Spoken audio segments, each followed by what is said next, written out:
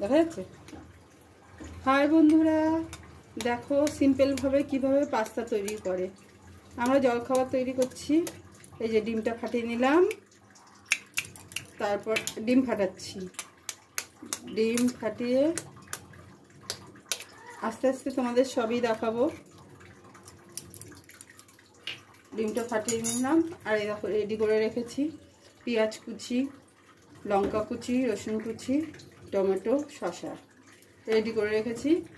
এরপরে দেখো পাস্তা করে রেখেছি, ঝরিয়ে রেখেছি। তারপরে আস্তে আস্তে তোমাদের দেখাচ্ছি। দেখো তেলটা গরম হয়ে গেছে। এবার এর মধ্যে একটু রসুন কুচি দিয়ে দিলাম,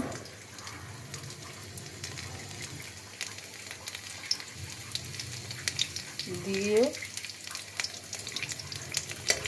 নাড়া দিলাম।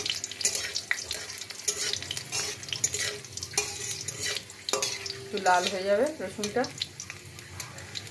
সাইডে করে রাখবো। এর মধ্যে এই যে ডিম ফাটিয়ে রেখেছি, ফাটিয়ে নুন দিয়ে করে রেখেছি, এবার ঢেলে দিলাম। তোমরাও বাড়িতে এরকমভাবে বানিয়ে খেও, খুব ভালো লাগে, টেস্টি হয়। হালকা সময় না থাকলে তখন এইরকম করে তাড়াতাড়ি করে ঝটপট জলখাবার বানিয়ে নাও।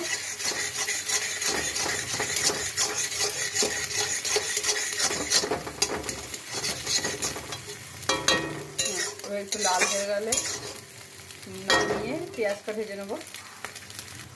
দেখো পেঁয়াজ ভাজা হয়ে গেছে। এবার টমেটোগুলো একটু হালকা করে দিয়ে দিচ্ছি।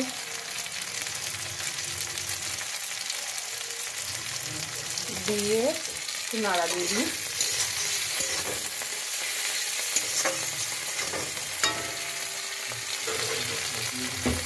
তারপরে কী করবো, এই যে পাস্তাগুলো দিয়ে দেবো।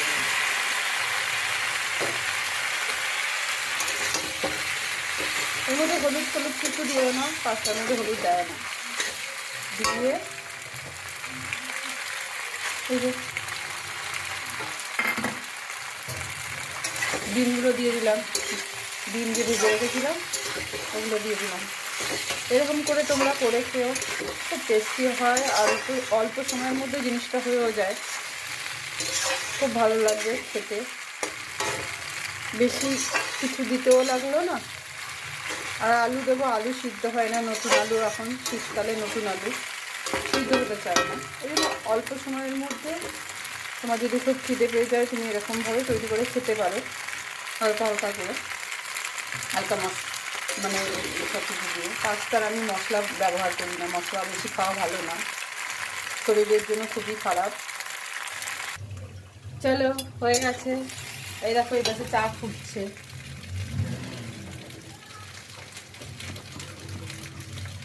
চা ফুটছে, এরপরে দুধ দেবো এর মধ্যে। হয়ে গেল, এই যে হয়ে গেছে। এই যে পাস্তা আছে, লুচি কচুরি আছে,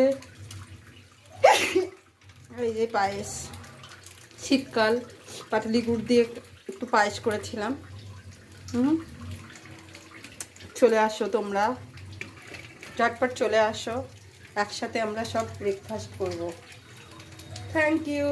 আর আমার এটা ভালো লাগলে তোমরা খুব খুব খুব ভালোবাসা দেবে, অনেক ভালোবাসা দেবে। এই যে শসা কুচিয়ে রেখেছি।